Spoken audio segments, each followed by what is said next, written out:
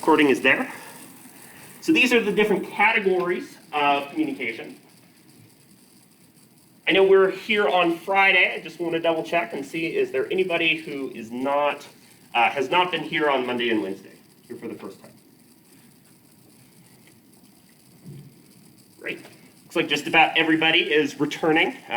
Thank you all for coming here. Remember that when you need to miss a course for any reason, such as quarantine, sporting event, so on, watch the recording, complete the slides, and then for that day, you'll complete the makeup assignment.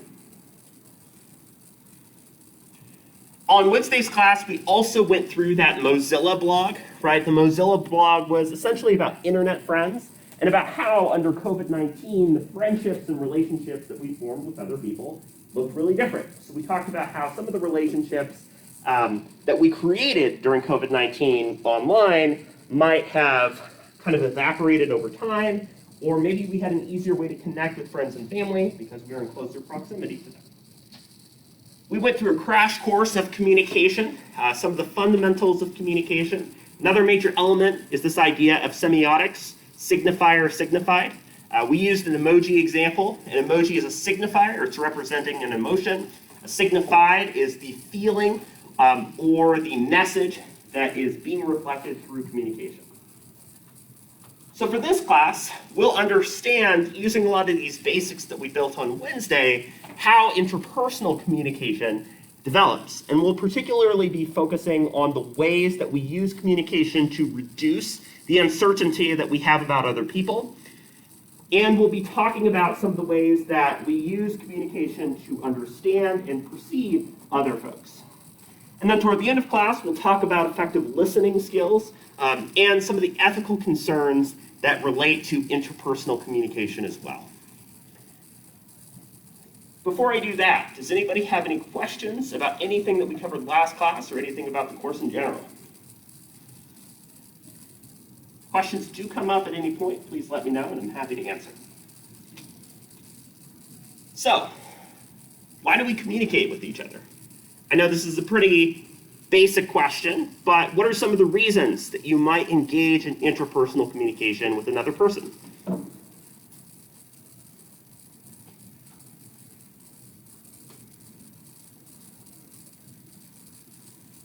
Yeah? To share an idea. To share an idea, right? Maybe there's something interesting, that you want to bring up, or, hey Dan, I was thinking the other day about our conversation. I want to build on that, right? So maybe sharing an idea for sure. How else? Why else might we choose to communicate with other people? Get a job, right? So whether it's interviewing with another person, try and get our foot in the door and get to know somebody who might have a job opening available, for sure. What else? Homework, working with problems. Yeah, homework, right? You might want a study buddy, somebody to talk to work through homework or another task. Other ideas? Developing relationships. Yeah, developing relationships. Humans are social creatures. We benefit from forming meaningful relationships with other people. It fulfills a lot of the interests and needs that we have. So what I'm gathering from some of the things that you all are bringing up, communication is very practical. Maybe you're sharing an idea, maybe you're trying to get a job, maybe you're working on homework, right? Additionally, we communicate to form friendships and meaningful relationships with other people. And some of the ways we can break down this fits into basically three major needs. These are physical, social, and personal, right? Physical is these sort of basic, lower level functions. I need a glass of water. And maybe you have a friend that's sitting next to you and can more easily access the water, right? That's a very physical and immediate need. And we communicate in order to make sure that we survive as humans. Social needs, forming a friendship, sharing an idea, getting to know somebody better, right? A social need very much fits under that framework by helping us to fulfill some of these more middle level ends. And also the idea that we are filling personal needs. So we communicate in order to understand ourselves, right? The only way that we understand who we are as human beings and the different attributes of ourselves. Things such as a race, ethnicity, gender, sexuality or sexual orientation, and so on, right, is through communication. We've been able to create different labels and terms to describe those different elements. So for instance, if you say, I'm tall, right, the word tall is what you've created through communication as a way of comparing yourself to other people. So we use communication. For instance, we're sharing an idea, we're getting to know somebody else a little bit better in a relational way.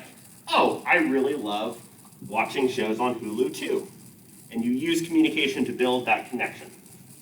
How many of you all have heard of Maslow's hierarchy of needs? Totally fine. A little bit. So, again, we're here to learn new things. So Maslow's hierarchy of needs is an idea that emerges in psychology and sociology to describe how we as humans form a hierarchy, right? A set of priorities to fulfill different needs in our lives. So we have another pyramid. I guarantee you this class is not a pyramid scheme. So at the very bottom of the pyramid, we've got these physiological needs. Basic things like food, water, those types of essentials that our body tells us we have to survive. So if you're parched and you're talking with a friend, before you even have a meaningful conversation with them, you might say something like, hey, can I get a glass of water, right? Because you're feeling that thirst, your throat's feeling dry, you can't have a good conversation until you get that basic water, right? Next up, we have things like safety. So maybe one of the next conversations you have with that friend is, hey, make sure to pay rent. Let's get our check out, by the end of the month and make sure that we're able to prevent ourselves from getting evicted. We know that the number one cause of argument and disagreement among romantic couples is money.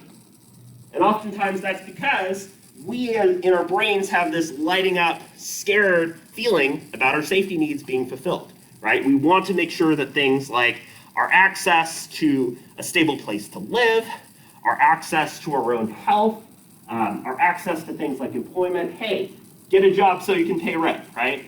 Are things that are at the top of our minds once we've fulfilled those basic needs. After that, we have these ideas of love and belonging toward other people, right? After we have those basic needs covered, we want to form relationships with other people, if at the very least to fulfill the bottom two sections of the pyramid, right? We want to have relationships, if only because they will allow us to have somebody that will pay rent with us, or have somebody that we can share food with if things get tight. Once we've done that, we start to look inward. So second from the top, we have esteem, including self-esteem, right? Self-esteem is basically how we value and make a judgment about ourselves compared to other people. You've probably heard described a lot and depicted a lot in media, this idea of low self-esteem. We don't necessarily value ourselves as good people. We hate ourselves.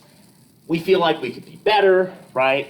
Self-esteem is a major issue, especially for teenagers and young adults who are continuing to build a sense of self and identity. That type of value is something we really want to gain. Not only do we want to ensure that we have somebody else that'll pay rent with us, but we want to create a good relationship. We want to feel like we respect each other and can communicate effectively. So esteem fits under there. The very top is this idea of self-actualization, right? So self-actualization might be becoming the best version of yourself that you can. So self-actualization is about, now that you've done all of these things, you've got a stable place to live, you've got a roommate that you trust and respect who's able to pay rent with you, maybe you have some time over the weekend and you decide to do some photography of the mountains or go paint something or do rock climbing, right? You're able to fulfill the needs that are really interesting and engaging to you because you've gotten those other things taken care of, right? So we start at the bottom, we start with these core things. Maslow says if these core things aren't met, then we can't move up. We've got to start at the bottom. then we continue to move up and up and up. One of the ways that COVID-19 has really kind of fried our brains is that it's made it a lot more difficult for us to get these baseline needs met in terms of accessing things like food, safety, and so on. So it's made it a lot less fun for us every day because it's been harder for us to get up here. Now, and this is important, no textbook for a course is gospel, right? There's always things that we can critique or disagree with in any reading that we do for this course, right? And my goal in any class is not to convince you to adopt a set of beliefs or values, but to provide you with the tools that let you make your own judgments. In this case, Maslow's hierarchy of needs has been critiqued. For instance, it suggests that we don't necessarily move in this up or down order, right?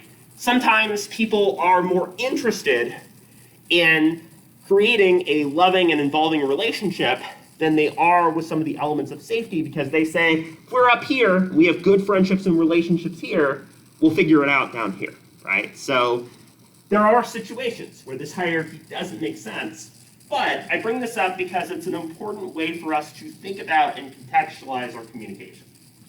This model will both be here after class and will also on the slides and is also in your textbook. So here's what I'd like you to do as our kind of attendance activity for today. Grab a sheet of paper or find another student who has a sheet of paper. Make sure to include your first and last name on this sheet of paper, and I will be asking folks to share at least one word that they use to describe themselves. So for instance, you might say, I'm friendly. You might say, I'm an athlete, right? And keep thinking about this. So maybe you're thinking about this in terms of how people like to describe you. What words do people typically use? What words do you like to use to describe yourself? So give you a couple minutes to think through that. Then I'm going to go around and have everybody, again, share their name with the class and some of the words that they've chosen.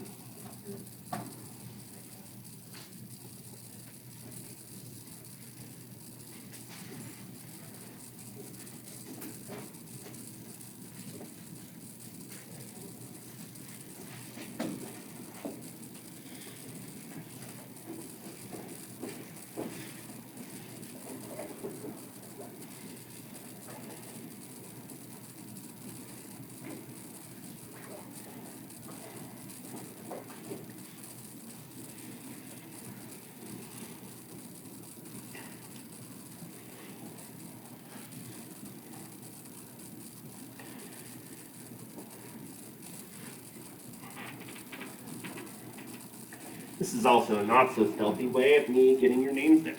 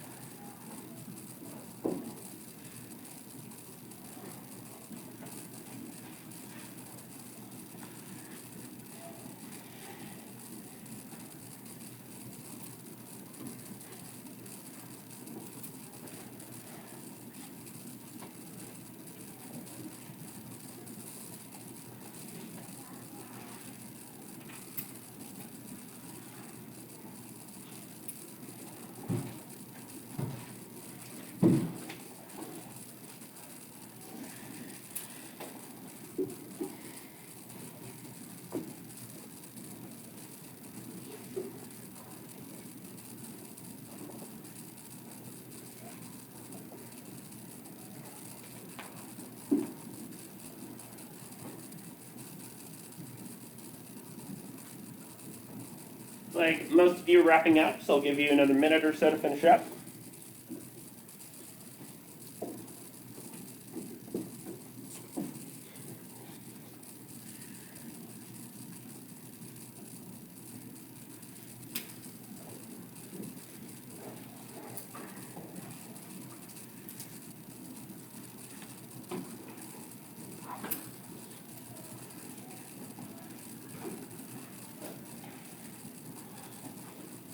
Go ahead and finish the current word that you're working on.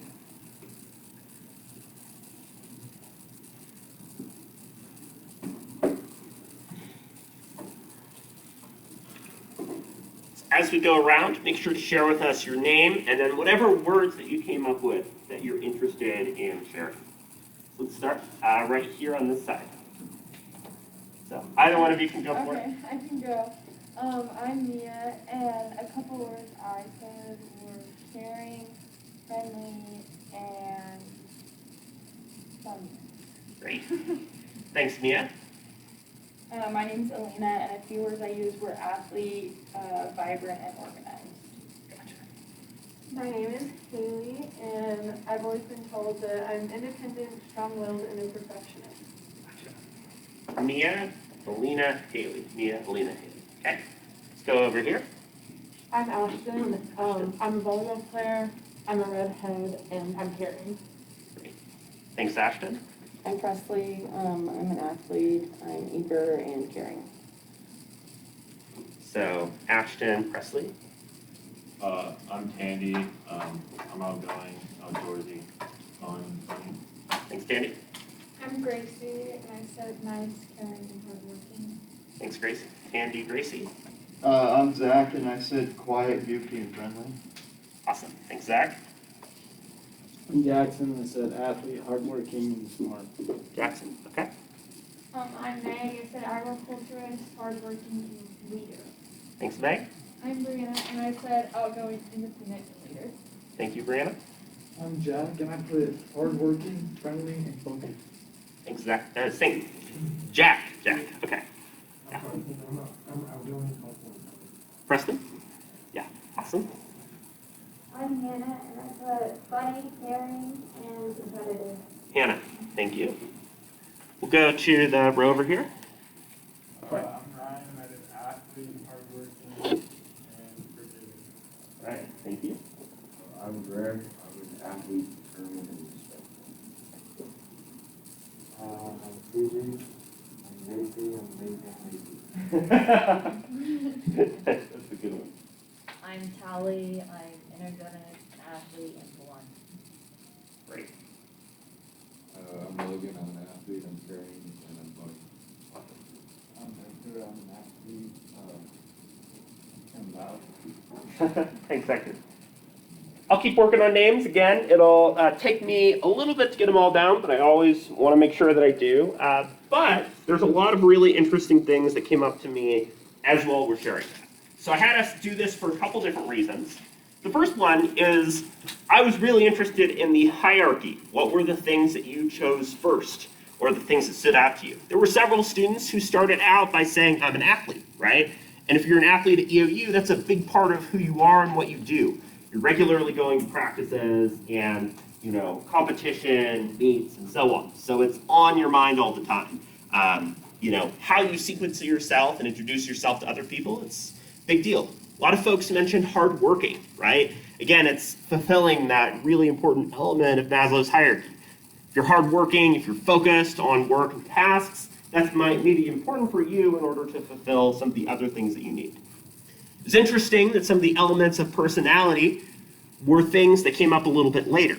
So now that you've established those fundamental things about yourself, what are your unique quirks? Maybe you're blunt, or maybe, lazy, right? But it's interesting for me to see how some of the words that you chose are lined up with each other, right? And at the same time, as we've talked about in communication, it's all relational. That is, we develop and we understand who we are as a person because we're able to compare it. So to say, I'm hardworking. Well, hardworking and lazy are two very different sides, and we have to understand and conceptualize in our heads what one of those things is to understand the other. So we use communication to compare ourselves to other people, and we develop our self-concept because we develop the labels and characteristics that we use to define who we are. One really big example of this is gender, right? So a gender that we might be assigned at birth and told this is who we are, right? That may or may not change for us over the course of our lives. but it comes with a set of characteristics, of assumptions, of behaviors that we're told align with that gender. And that's a very cultural thing too. Depending on the culture and the situation, those expectations and norms are really different. But that label and that word that we're given, right, tells us a lot of who we are and a lot of how we should be. So we use communication, again, to build this idea of self-concept, or how we stand out compared to other people. A lot of you did that just now when you were giving some of those words to describe yourselves. These words establish who you are in a way that's different from other people, right? Not every student in the class is an athlete. Not every student in the class considers themselves to be a hard worker. So these characteristics help us to stand out and become unique as people. And we use those to, again, develop that sense of self-concept.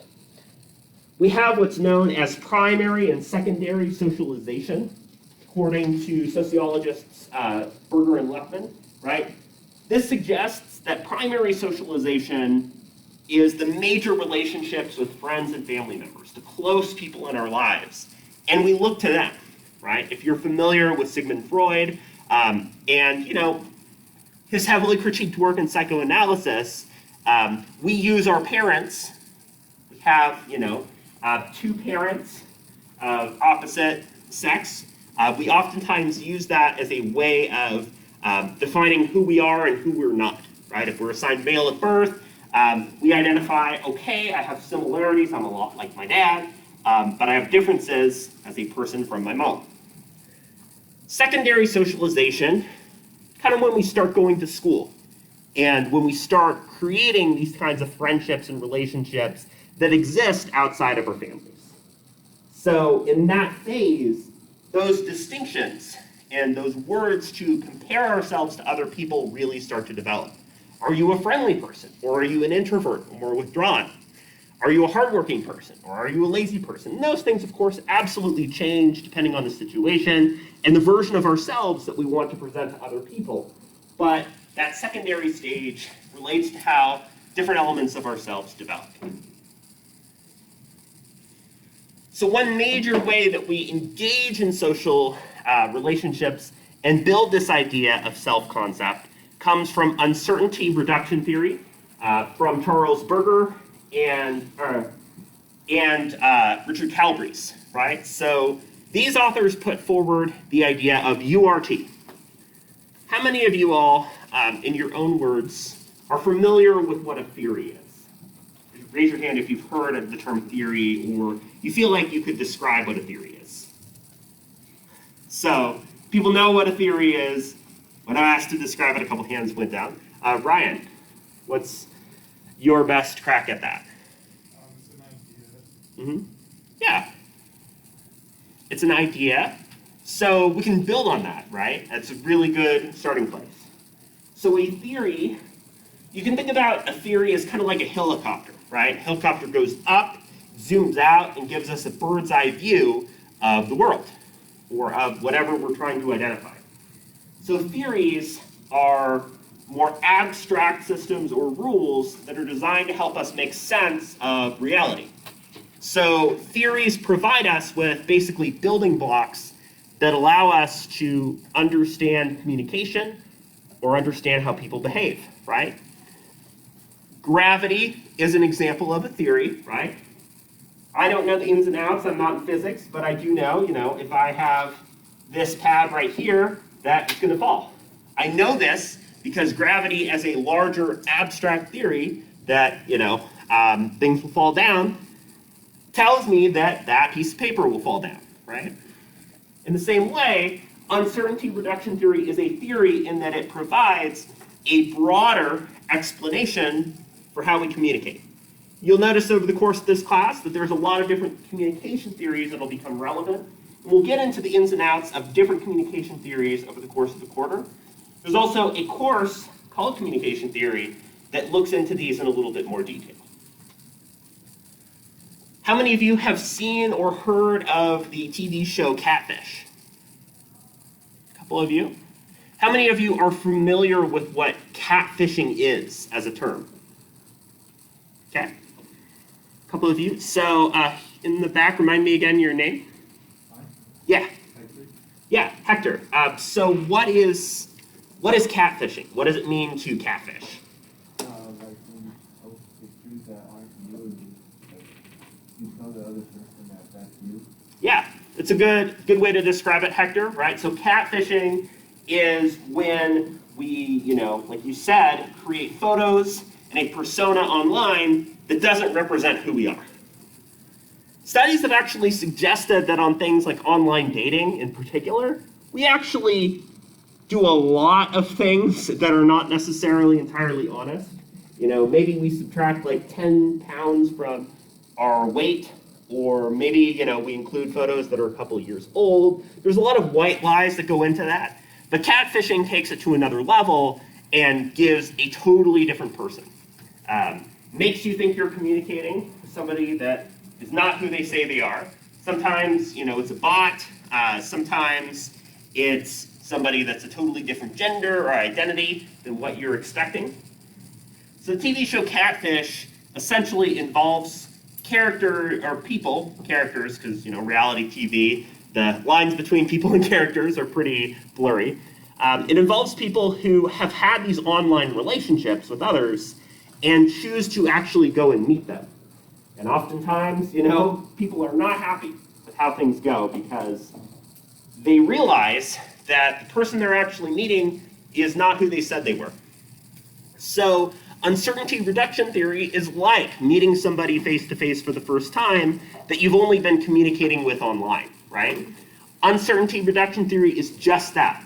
It suggests that we use interpersonal communication in order to reduce the uncertainty, the things that are unknown that we have about the other person.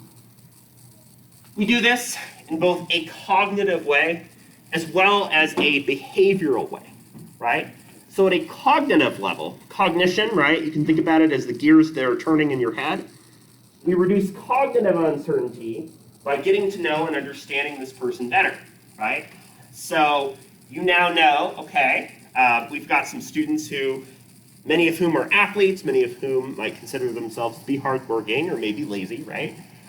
So we've reduced cognitive uncertainty by getting to know and understanding the person better, right? Those are the mental hang-ups or things that we don't know about the other person.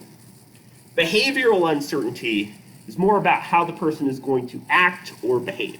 So behavior, what we do, can be something that we're really scared about. If somebody is really talkative and loud, is just going to talk your ear off all the time, right?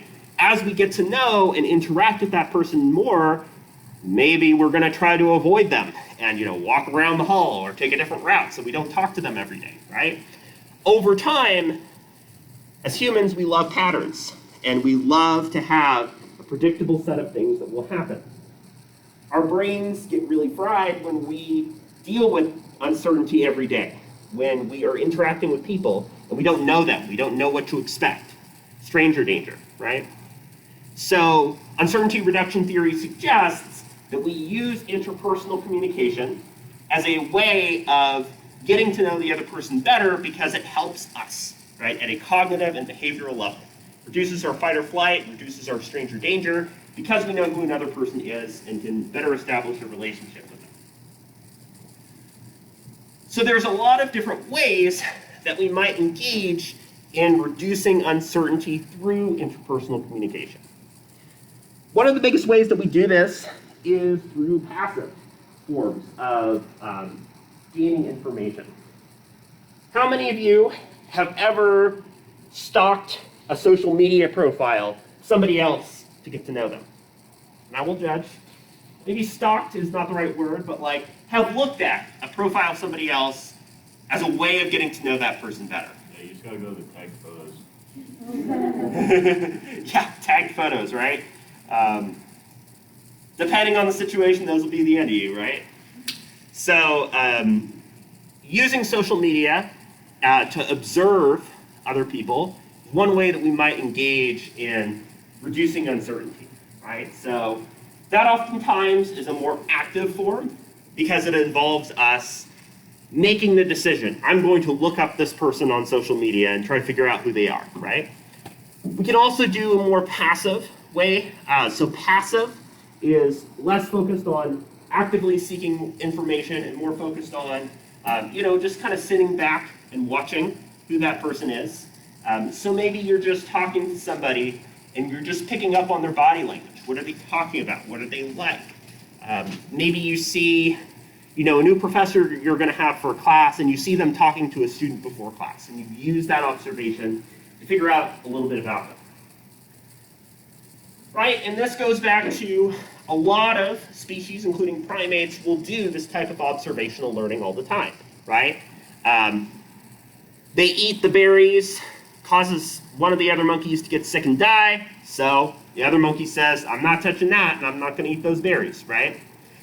We do observational learning all the time in order to prevent ourselves from dying, and we promote our own safety and well-being because we see what we're doing as a way to prevent negative outcomes.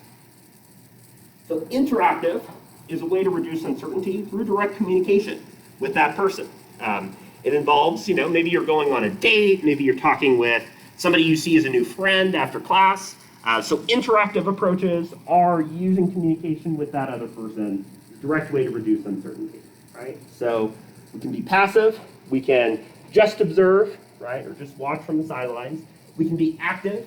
Another way we can do active communication is by asking a friend to gather information. So I noticed that there's this person, John, in the class. What can you tell me about him? Who may know that person better. There's the silly, middle school thing where people would pass notes to each other and say, oh, hey, can you tell so-and-so that so-and-so likes me, right? That silly thing, or can you ask this person if they like me, right? That happens all the time, right, where there's this, third party that's communicating, or maybe you're texting that as well, but we use the active approach as a way of getting a third party involved. So, right, the easiest way to reduce uncertainty is to actually communicate with the other person, obviously, right? You can have a great text conversation with somebody, like you're going on a date, and then you actually meet them and you just don't have sparks. You have a difficult time figuring out what to talk about, or you just don't hit it off in the same way. It happens a lot. So reciprocal self-disclosure, right? Reciprocal is two ways. Both people are disclosing and sharing information. One term we hear described a lot is this idea of oversharing, right? Or sharing too much information about yourself too early to the other person. And that gets right into uncertainty reduction theory, the idea that we are conveying too much information for how well we know the other person. So somebody starts getting deep into their life story and bursts out in tears when you first meet them, that's going to raise some red flags to you. So the ways that we choose to disclose are based on a few different factors. First of all, it's based on the ability of the other person to reward or punish us. In other words, if we share a lot of information to our boss, maybe we share, we have this move, we just got married, we have all of these things that are going on, we might worry that that'll be used against us. And the employer might say, well, sounds like you're really busy, maybe you're not the best fit for this job, right? So on the other end, if there's somebody that we're really trying to impress, like we're doing a job interview, then we really are going to try to present the best version of ourselves that we can because we want that other person to reward us with the job. The next question is whether or not the person that we're talking to is meeting or violating our expectations. So this can go both ways. If the person seems pretty consistent with what we expected, if you've gone on a date with somebody that seems, pretty similar to how they sound online, that might make us more comfortable. We might have uncertainty reduced. But if that person violates our expectations, if they are not who they say they are, right, if they've catfished us, we might be disgusted and walk away, or we could decide that we really want to understand this totally different person than what we expected. And then the other thing that will really inform our approach is whether or not we will see that other person again. How many of you all have experienced road rage?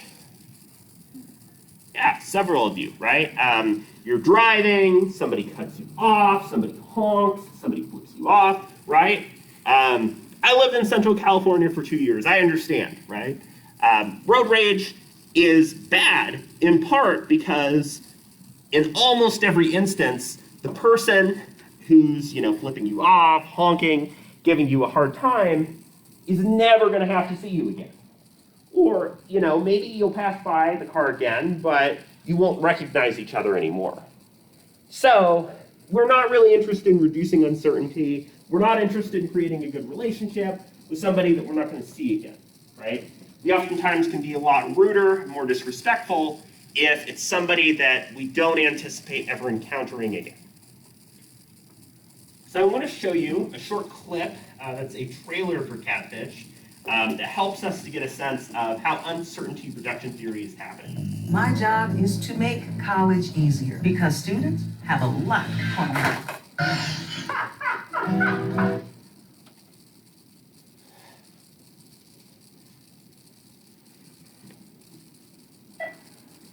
Hello? Hey, Megan. Hi, how are Your voice is not at all what I expected.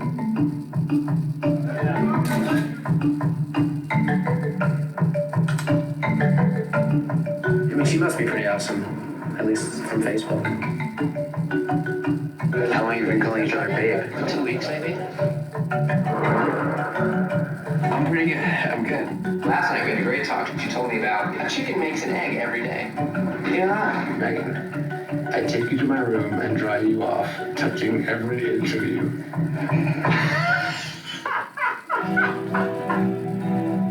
Megan is a dancer. She sings. Her sister is an artist. This is the thing Angela she did. That's the mom? Yeah. Wow. Yeah, she's hot. The Facebook family. That's what we'll call them. I really care about this girl. I've had a real conversation with her. So you're full on going out? Because I don't know that much about her. I don't really want her getting hurt. I'm not getting hurt. So what's the next move? I think we drive up to Megan's farm in Michigan. This is it. This is it. Just pull up. You want to drive into the driveway? Yeah. Are you crazy? What do you mean? Drive into the driveway. What do you mean? Don't back into it. Why not? Because then we can't see what's in front of us. I'm a little scared. Let's go.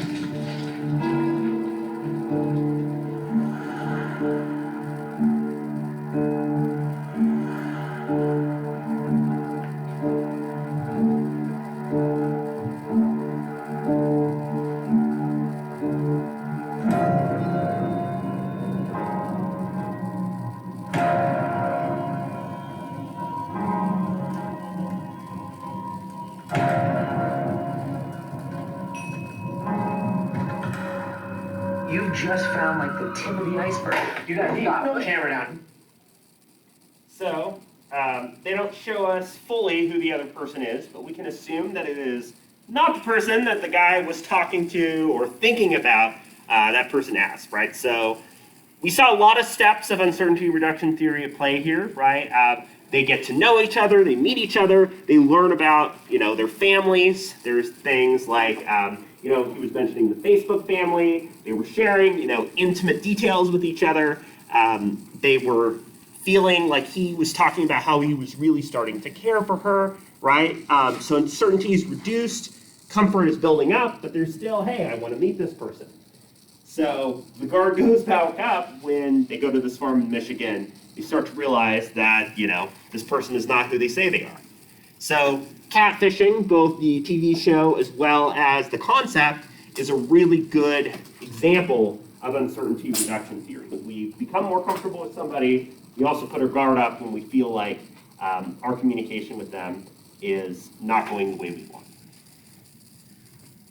So the next thing that I want to talk about that ties pretty closely to uncertainty reduction theory is a sort of communication model that helps us to make sense of how interpersonal communication happens. So this is what we would consider to be a transactional model, right? We have seen a lot of different changes in terms of more of an interactive and transactional model, which we'll talk about a little bit more later in the quarter. But the transactional model is a good way to start thinking about communication. So we start with a sender, right? The sender is the person delivering the message. So in this example, it's the fellow, I think Aaron is his name, who is sending the texts and photos and so on, right? Through the process of sending, he is encoding the message. So if any of you have ever done code, like web design, game design code, that type of thing, right? You have the thing that you want displayed or shown. You encode that. You create the code to make your font color or background or whatever. So Aaron is using language to get to know, to send photos and to learn more about that other person. It's using media, in this case, phone calls, texts, and so on, as a way of transmitting that information. Then the receiver, right, is decoding the message. It's kind of like you're downloading the message. You're reading the text, you're seeing what was sent to you. The receiver is the person who takes in that message. So the sender gives the message, receiver takes the message, right? Throughout that process, there's a couple things happening. There's noise, right? And noise is essentially whatever disrupts or impacts our ability to get that message in.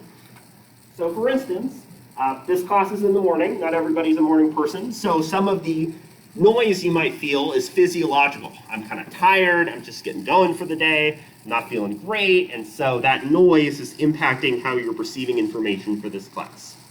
Noise can also be physiological. Maybe I'm hungry and I'm focused on getting lunch rather than on a conversation with somebody else, right? It can also be emotional. I'm having a bad day. I'm not doing very well, so I'm really focused on that. Feedback is part of the communication process between the sender and receiver. I mentioned a little bit last class. There's the whole thing where you're texting somebody, and as somebody's starting a message, little bubbles show up. And maybe the other person, because they see the bubbles, stops communicating. They stop sending their message. So feedback is how we're changing the way we communicate based on the other person. So maybe you're telling a story and the other person starts yawning. And you think to yourself, oh, they must be tired. So, you doing okay? Like you cut off the story mid-sentence. So somebody sends a message, you use communication and encode that to upload it, right? It's transmitted either face-to-face or through media. The other person decodes or downloads that information. And through that process, there's noise that's cutting into our ability to get that message transmitted effectively, and feedback that we're receiving from the other person that is going to affect what we end up communicating. We use a lot of nonverbal communication, gestures, and so on as a way of engaging in that. Again, this model will be shown after class 2 through the slides if you need to get back to it. So, later in the class, I'll show you a clip from the Netflix show Dating Around. It is essentially one character who dates like 5 different people and chooses among those people who to go on a second date with. But we'll see a lot of different elements of our self-disclosure that we use. So we attend to, or physiologically pick up on our material, organize the information that we have about other folks, and then we interpret or assign meaning to that information, right? So we pick up on, oh, this person lives on a farm in Michigan. We make sense of that and think, oh, she must live a really nice rural lifestyle. We interpret and make sense of that experience as, this is somebody that I want to get to know better. We'll talk more about this next week. So, to be a good listener, right, we've got to have the ability to understand and engage with people, to reduce noise, to understand the emotional states of others. If you've read or watched To Kill a Mockingbird, Atticus Finch likes to say that empathy is putting yourself in somebody else's shoes and walking around in them for a while. That's emotional intelligence, the ability to understand the emotional states of other people. So that makes us good at listening and picking up on the information that we get every single day. So to bring together some of the things we talked about for today, we talked about how we use communication to understand and fill our needs under Maslow's hierarchy.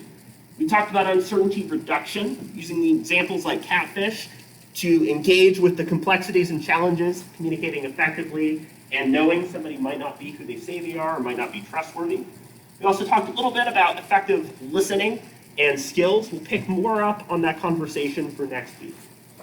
So for Monday's class, I'm asking you to read just a couple of the articles from the Purdue OWL, which provides a lot of citation and essay pointers, as well as check out the writing sources at EOU if you're not familiar already.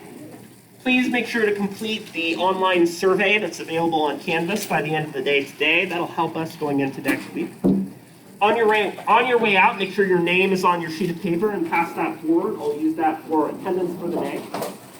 Otherwise, best of luck as you finish surviving your first week of the year. It's been great to get to know and talk to you, and we will continue our conversation again on Monday. See you all soon.